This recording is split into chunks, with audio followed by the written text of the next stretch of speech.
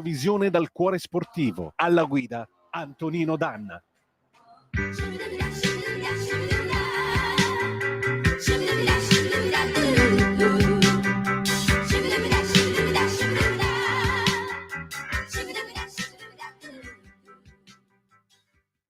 Buongiorno, a voi la linea. Buongiorno a te Sveva, grazie. Amiche e amici miei, ma non dell'avventura, ben trovati e buondì. Siete sulle magiche onde di Radio Libertà, questo è il garage dell'Alfista. Io sono Antonino Danna, lui è Alex Cereda, lei Buongiorno. è Giovanna Scaglione che ci onora anche Ciao, in questa Giovanna. puntata. Buongiorno a tutti, Alex.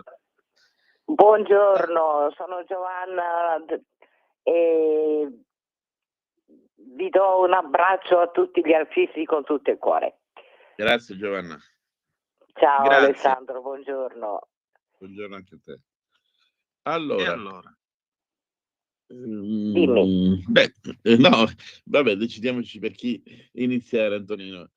Inizio io. Volevo, come avevo accennato l'altra volta, volevo continuare un attimo la storia, o comunque tornare sull'argomento dell'Alfa 33 stradale. Franco Scaglione ha disegnato delle auto straordinarie, non solo la 33, però magari speriamo di poter accennarne un po' anche delle altre.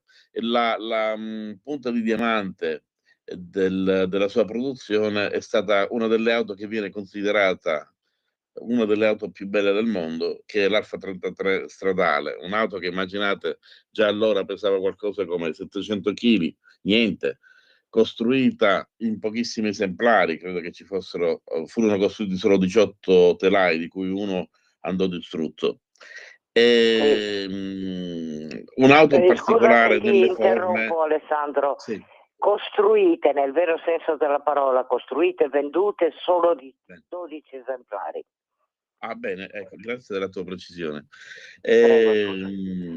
Quindi un'auto che è la prima auto che montava le ali non a gabbiano, a farfalla. La differenza è che le portiere a farfalla si aprono interamente riversandosi sul tetto. Quelle di gabbiano sono quelle classiche che abbiamo visto sulle Mercedes e le Lamborghini. Hai ricordi di quel periodo quando tuo papà disegnava o comunque lavorava al progetto della 33, visto che mi seguiva ricordo tutti i lavori? tutto, perché io praticamente avevo quasi 17 anni, ho seguito proprio tutto il disegno di babbo, perché lui aveva lo studio in casa, per cui i disegni preliminari, poi tutto quanto lui li faceva in casa. Io l'ho vista nascere, considero la 33 stradale una mia sorella, perché l'ho vista nascere, crescere nelle sue forme, nelle sue cose. Ho visto i disegni in scala 1:1, tutto, ho visto tutto. E per Hai seguito la me gestazione intera. è stata proprio un'emozione grandissima, perché poi babbo con me aveva un rapporto molto, molto particolare anche sul suo lavoro, per cui ne parlavamo, lui mi spiegava determinate cose, e quindi io l'ho vista nascere sotto tutti i punti di vista. E per me, come ti dico, la considero una sorella. È una macchina che ha avuto una vita difficile, perché era difficile da poterla mettere in pratica, in quanto aveva come si dice, la carrozzeria in Peralluman, e pochissimi operai, ma proprio molto molto pochi, sapevano a quei tempi come si lavorava al Peralluman. Per cui mio padre tutte le mattine partiva da Torino, andava alla Marazzi, perché sì, alla Marazzi la prima è stata costruita fra la cosa, come si dice lì, la cosa dell'ingegner Chiti e poi per L'Autodelta. maggiore autonomia e disponibilità hanno deciso di affidarla alla Marazzi, quindi è stata costruita tutta interamente lì. Però babbo tutte le mattine partiva da Torino, andava a Milano, lo andavano a prendere alla stazione, lo portavano alla Marazzi, e lui è sempre stato accanto agli operai per aiutarli a capire Lavorare. come lavorare questo materiale, e ha avuto anche delle grosse discussioni con l'ingegner Chitti, perché diceva: coi tempi così stretti che mi avete dato per poter presentare poi la macchina al salone, mi dovete affiancare con degli operai che abbiano più esperienza su questo materiale. Però per vari motivi l'ingegner Chitti, ma non perché non volesse, intendiamoci. Vabbè, Insomma, l'Autodelta era abbastanza impegnata già con i campionati allora, quindi sì, infatti, non era facile. l'ingegner Chitti era molto più portato verso i campionati e tutto quanto, quindi la 33, per quanto lui ne fosse legato, comunque in sostanza, scusate, ma è la verità, l'aveva affidata a mio padre: vedi te, fai te, quel giorno lì deve essere pronta, deve essere disponibile, deve essere presentata alla stampa, fra virgolette, e in senso buono, intendiamoci, in senso buono, arrangiati. Ecco. Per cui non ti dico, quella macchina, fra il mio babbo, gli operai che l'hanno costruita, e i due proprietari della Marazzi che erano lì, guarda, ha avuto una vita veramente difficile, però poi è diventato quel capolavoro che è diventato. Spieghiamo ai nostri lettori che il materiale con cui era fatta l'auto, il Peraluman, c'erano anche parti in vetroresina, però la maggior parte del materiale era fatto in Peraluman, che era una lega, se ben ricordo, di alluminio e magnesio, con particolare difficoltà nel costruirla e soprattutto nel maneggiarla. Sì, perché mi spiegava il mio babbo che quando dovevano logicamente incominciare i battilastra a lavorarci, dovevano stare molto attenti, perché se non cominciavi a dare i primi colpi da un determinato punto, anziché, per dire, dal centro, tu prendevi tutto il pezzo e lo buttavi via, e a quei tempi costava anche un occhio della testa. Quindi babbo, siccome lo sapeva maneggiare molto bene, lui era lì, stava con gli operai, sempre con gli operai. Addirittura io mi ricordo una volta andai alla Marazzi a parlare con uno dei due proprietari, adesso non mi chiedere il nome perché non me lo ricordo.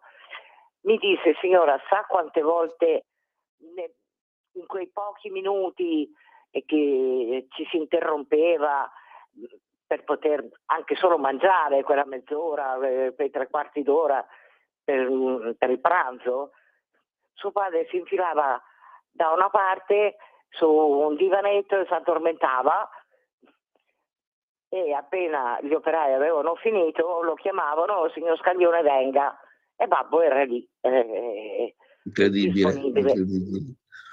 No, non terribile, guarda, per lui è stata una sfacchinata, perché questo lavoro l'ho fatto per 2 anni, perché la prima e la seconda lui l'ha seguite passo passo. È stato faticoso, però per lui è stata anche una grandissima gioia. E io sono stata fortunata, scusa se ti interrompo, ma credo che possa interessare agli alpisti, che quando è stata presentata al Salone di Torino hanno fatto in modo, logicamente Teodoro Zeccoli a guidare la macchina, a farla provare. E io ho rotto talmente le scatole a mio padre, dico: babbo, io desidero provare la 33, l'ho vista nascere, l'ho vista crescere, fin tanto che mio padre, preso dalla disperazione, ha preso Zeccoli da una parte e gli ha detto: senti, fai fare un giro, logicamente c'era un coso già stabilito, un percorso stabilito, fai fare un giro a mia figlia perché sennò io non vivo più. Anche Teodoro che bellissimo aneddoto. mi ha fatto salire e mi ha detto: signora, devo guidare normale o lei ha paura della velocità? Io gli ho risposto: guardi, lei faccia tutto quello che può e dia più gas che può. Mamma mia. Guarda, ti giuro, è stata un'emozione incredibile. Quando diciamo il percorso era finito, dovevamo attraversare il ponte Vittorio Emanuele a Torino, il ponte sul Po. C'era il semaforo rosso, quindi noi chiaramente ci siamo fermati. Di fianco avevamo il pullman, quello normale della città. Guarda, è incredibile essere seduti sulla 33, praticamente tu avevi all'altezza degli occhi i mozzi delle ruote del pullman. Incredibile. Che bel racconto, Giovanna. Diciamo, una cosa che ci tenevo a dirla perché per me è un ricordo spettacolare. Bene. Antonino, hai qualcosa da chiedere alla nostra carissima amica? Intanto vi dico che questo è un passaggio di una poesia unica. Quando la signora Giovanna ha detto la 33 è mia sorella, questo è l'essenza dell'Alfa Romeo, perché le Alfa Romeo sono delle automobili molto strane che hanno l'anima, a differenza delle altre, e ti entrano dentro l'anima. Per cui dire la 33 è mia sorella, la signora Giovanna Scaglione è pienamente legittimata a dire una frase del genere. L'altra cosa che io dico è anche la passione e la poesia che esce da queste parole, perché l'Alfa Romeo è questo, l'automobilismo prima di tutto è emozione. Per questo se io penso alle scatole col motore della lavatrice che ci vogliono imporre mi sento male. Non perché l'automobile è un'altra, è questa cosa qua, non è quella cosa là che verrà. Certo. Quindi più che altro no, io vorrei capire, mi pare di capire che insomma il rapporto con l'Alfa Romeo, signore, è quello forse a cui suo padre era più legato, possiamo dirlo. Capisco che è una domanda un po' stupida del genere vuoi più bene a mamma o a papà, però a chi voleva più bene Franco Scaglione? Senta, diciamo, babbo era legato a chi diciamo lo sapeva capire. Ora, con Bertone c'è stato un rapporto molto stretto, fin tanto che Nuccio è rimasto nella carrozzeria di Corso Peschiera a Torino. Quando si è trasferito nella nuova azienda a Moncalieri, lì le cose si sono un po' bruciate, perché diciamo Nuccio aveva incominciato a prendere, come dire, il modo di fare del vero proprietario d'azienda, mentre prima c'era un rapporto più umano. Prevaleva l'umanità. Infatti devo dire che Nuccio si è fidato di mio padre in una maniera incredibile. Pensare che nel 53, 54 e 55 gli abbia affidato l'idea di fare la BAT 5, la 7 e la 9 a quei tempi, che erano delle cose incredibili, vuol dire anche che adesso, c'era veramente un gran rapporto. Poi diciamo questo rapporto si è raffreddato, ma vabbè, sono cose che succedono nell'ambito lavorativo, non è... Con l'Alfa Romeo mio padre ha sempre avuto un rapporto estremamente di fiducia, di rispetto, di simpatia, soprattutto con l'ingegner Luraghi. Erano proprio Bellissimo. in assoluta sintonia. Con altri dirigenti Alfa Romeo a volte ci sono stati dei piccoli problemi, ma è normale quando si lavora in una grossa azienda o per una grossa azienda, è normale che ci siano dei momenti di incomprensione che poi ci superano. Certo. Quindi diciamo, Babbo nel cuore aveva principalmente Bertone e l'Alfa Romeo nella, come si dice, nella persona dell'ingegner Luraghi, e poi io non so, Alessandro, se tu te lo puoi ricordare, Ennio Conti. Sì, caspita, molto citato anche in diversi libri. E con Ennio Conti anche con lui aveva una grandissima amicizia.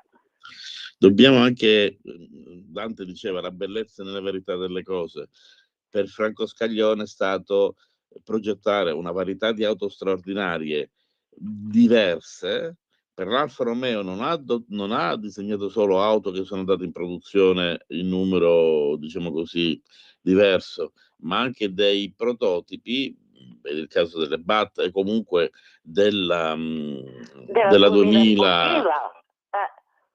della 2000 sportiva, anche quella. La 2000 sportiva straordinaria, che purtroppo poi non è andata in produzione, chi dicono per complicazioni, nel senso per i costi aziendali dell'auto stessa, e senza dimenticare che il design del maestro Franco Scaglione era avanti e non tutti erano disposti. L'esempio è stato la 33 di cui parliamo oggi, che era bella allora, oggi è attualissima ed è un'auto spettacolare, fuori totalmente dagli schemi.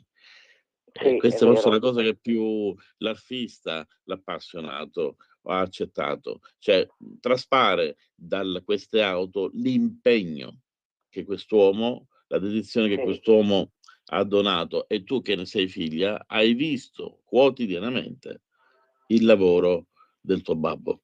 E tante cose, qui andrebbero 10, 20, 100 puntate, perché Giovanna, le nostre chiacchierate in privato riuniscono tanti aneddoti eccetera che mi piacerebbe qui raccontare, però il tempo è un po' limitato. Anticipo ai lettori che sarai certo, anticipo ai lettori che sarai ospite anche la prossima settimana, sempre se tu hai la disponibilità. Grazie, la volontà. mi fate un regalo. No, grazie, regalo. Lo diciamo noi. Ce lo fai tu, Giovanna, ce lo fai tu. Io ho ricevuto tantissimi commenti dopo la prima puntata di amici che mi hanno chiamato, che hanno contattato anche Antonino, felice della puntata e di avere una persona come te che è una testimone diretta di un passato che purtroppo non tornerà più, ma che rimane nella storia mondiale dell'automobilismo. Allora, noi... è un grande complimento nei confronti di mio padre, e scusatemi, so che io sono troppo di parte, perché essendo la figlia cerco di essere il più obiettiva possibile, ma sono di parte. Sono dei complimenti che il mio babbo si merita. Senz'altro. Direi ampiamente. Allora, noi adesso dobbiamo chiudere, però vi ringrazio entrambi, perché state dando veramente un contributo a questa trasmissione di quelli che definire encomiabili e fargli veramente il minimo sindacale. Ci ritroviamo sabato prossimo, solita ora. Grazie a tutti. Grazie, veramente, e un saluto grazie di cuore, a tutti signora gli Giovanna. artisti, e a voi della radio, e un grazie proprio immenso. Grazie a te. Arrivederci. Sigla, buonasera, sabato prossimo. Grazie. Ciao. Arrivederci. Avete ascoltato il Garage